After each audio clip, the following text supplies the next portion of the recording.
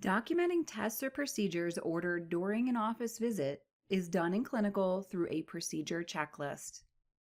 Click the Open icon to access the Procedures Ordered checklist. This checklist may initially be blank and will need to be configured by your office. However, the great thing about that is your list will then be completely customized for your practice. You may have several tabs along the top, which would be used to organize your options. If you only have one tab, it will be named Unspecified by default. However, that can be modified through Template Editor.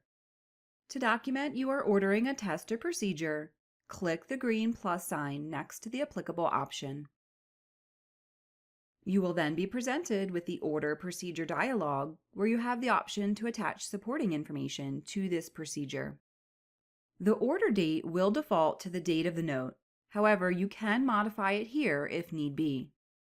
If you would like to document additional information or instructions regarding this procedure, you can do so in the Comments free text field. Comments will display on the printed order. If the procedure is configured as an image, lab, or test, you will have the option to set the priority of the order as either routine or stat. Once the order has been sent, orders with a stat priority will appear in red on the to-do list, while those with a routine priority will appear black. If the priority field is available, the target date field will also be available. Stat or routine orders with a target date set to today or past due will have the word due added to the priority column on the to-do list. If the procedure warrants a modifier, you can click the ellipsis icon to select from a list. You can add up to 4 modifiers to a single procedure. Next, you have Diagnosis. Click the drop-down, and you will see a list of the patient's current or pre-existing diagnoses that exist in their chart. If you do not see the diagnosis you are looking for, you will have to close this dialog and enter it through the diagnosis checklist first. You can select up to 5 diagnoses for each procedure. You also have the ability to modify the order of the diagnoses by highlighting the code and using the green up and down arrows to move its position. This is important for billing purposes, especially if you're sending charges electronically from clinical to practice manager. Speaking of billing purposes and sending charges electronically, if you are charging for this procedure, make sure the Queue Charge checkbox is selected. If you plan to track the status of this order, check the box for Create Order. In addition, if you would like another person in your practice to receive a notification about this order on their to-do list, you can click the ellipsis icon next to Send to select their name. If you initially documented this order on paper and are just now entering it into the computer so your electronic chart is complete, you can select the box for Initial Order Created Outside of Clinical. The original intent for this flag was for meaningful use purposes. Lastly, you have the Sno-Med section.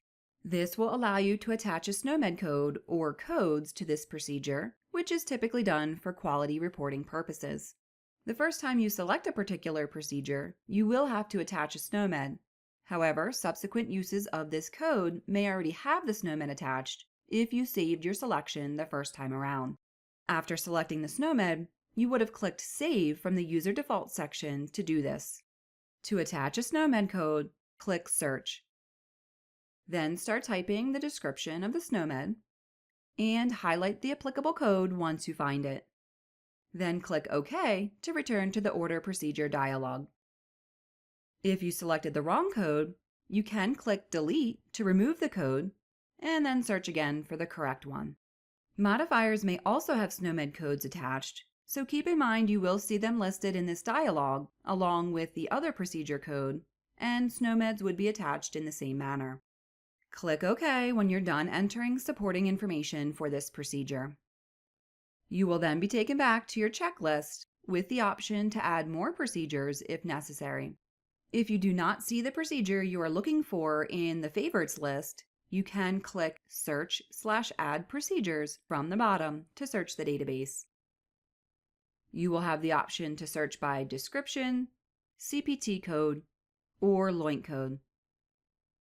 If you would like to remove a procedure from this chart, click the red minus sign to the left of the procedure in the summary section. If you would like to modify the supporting information associated with this procedure, click the Edit Procedure icon to open the Details dialog. When you're done adding tests or procedures for this encounter, click OK to close the checklist. You will then see the information populate the current chart note and your face sheet. If you would like to print a script for these orders, right-click on the procedure from the face sheet. Notice that Queue for Printing is already selected. Whenever you add a procedure to your note, it will default to queued. If for some reason it is not queued, select the option first before selecting Print Procedures. When you select Print Procedures, you will be presented with a dialog to select the printer, and once selected, the script will print out. I'll select Print Preview Procedures so you can see what a printed script would look like. Up to 8 labs will print on one page. Procedures configured as tests or images will print one to a page. If the patient is configured for access to the patient portal, you will also see the option to send this information there by clicking Send to Patient Portal from the upper right corner.